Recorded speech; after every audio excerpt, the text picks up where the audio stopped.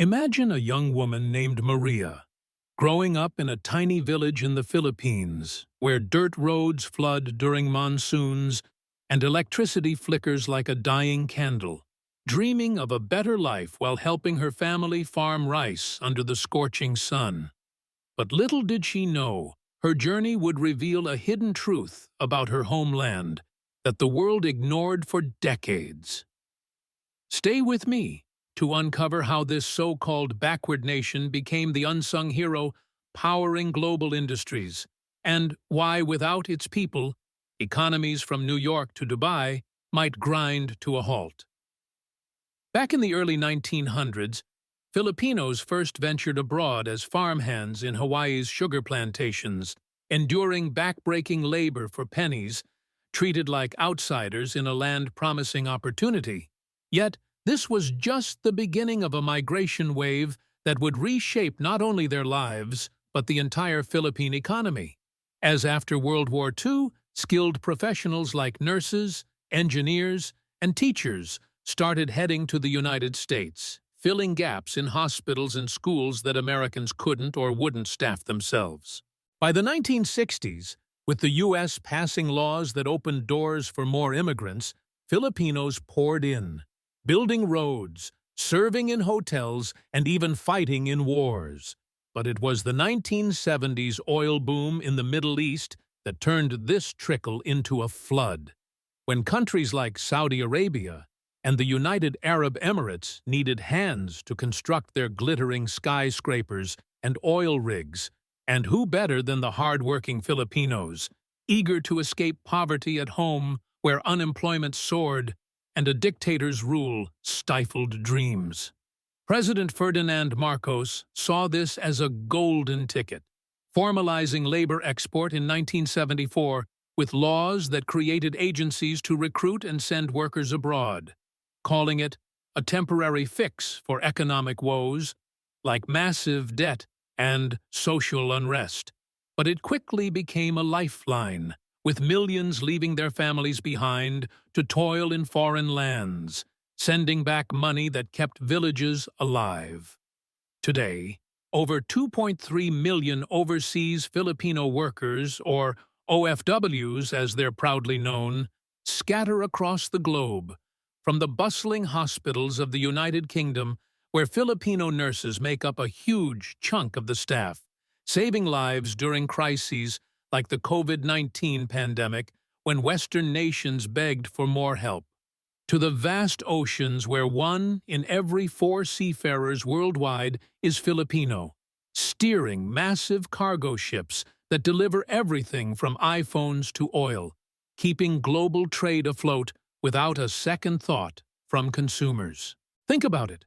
In Saudi Arabia alone, nearly 500,000 Filipinos work as engineers, drivers, and maids, building the infrastructure of a kingdom that once dismissed the Philippines as a poor cousin, yet now relies on their sweat to maintain its wealth, while in Hong Kong and Singapore, Filipino domestic helpers raise children and care for the elderly, allowing local professionals to chase careers and boost their economies, all while earning wages that, though modest by first-world standards, transform lives back home.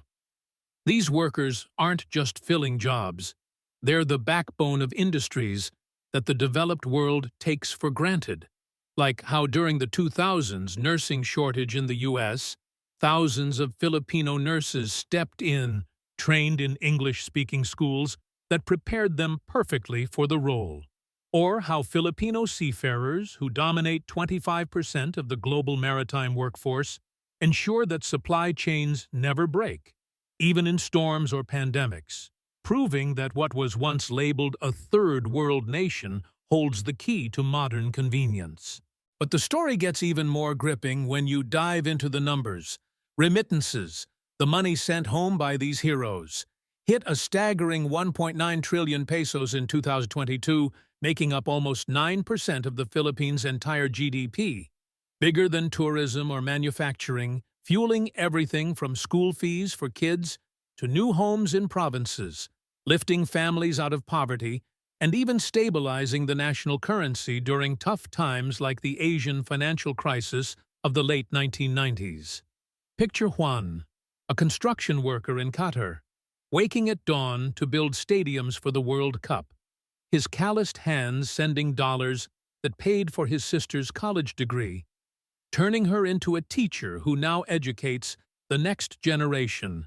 Or Anna, a caregiver in Canada, missing her own children's birthdays but ensuring they have food and books. Her sacrifices echoing the resilience of millions who face exploitation.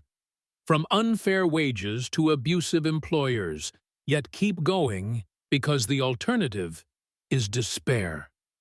This isn't just about money.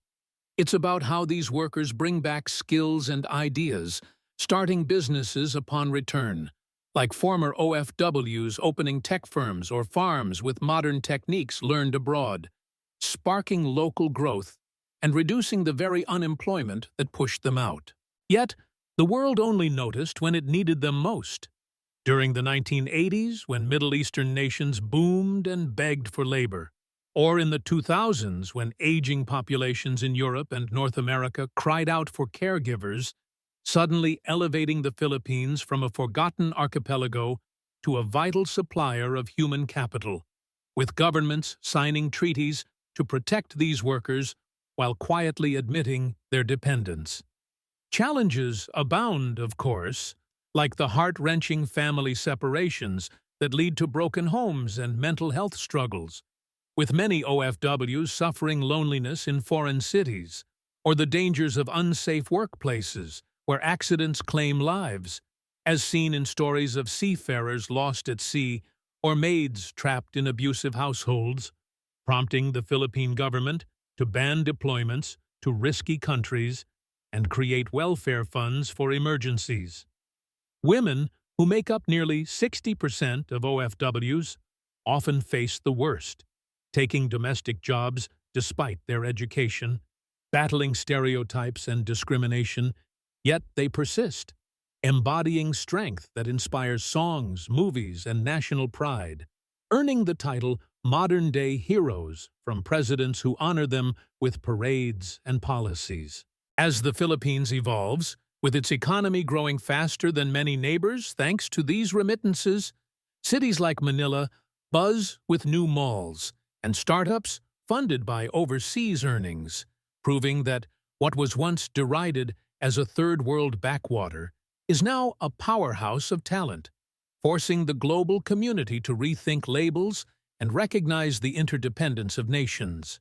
But the real twist comes in recent years, with the creation of the Department of Migrant Workers in 2023, streamlining support for OFWs, and laws like the Magna Carta for seafarers in 2024, ensuring better rights amid rising demands from host countries facing labor shortages due to aging workforces and post-pandemic recoveries. Imagine if these workers stopped tomorrow. The hospitals in London would scramble, ships in international waters would stall, homes in Dubai would lack care, exposing how fragile the first world is without the third. A revelation that started with humble beginnings, but now demands respect. Through it all, the spirit of the Filipino shines, turning adversity into triumph, as Maria, our village girl turned nurse in New York, not only supports her family but inspires a nation to dream bigger, showing that true power lies not in resources, but in people. And as the world grapples with future shortages in AI, green energy, and healthcare, the Philippines stands ready. Its workers the quiet force that could redefine global progress. If only we keep watching to see how this story unfolds.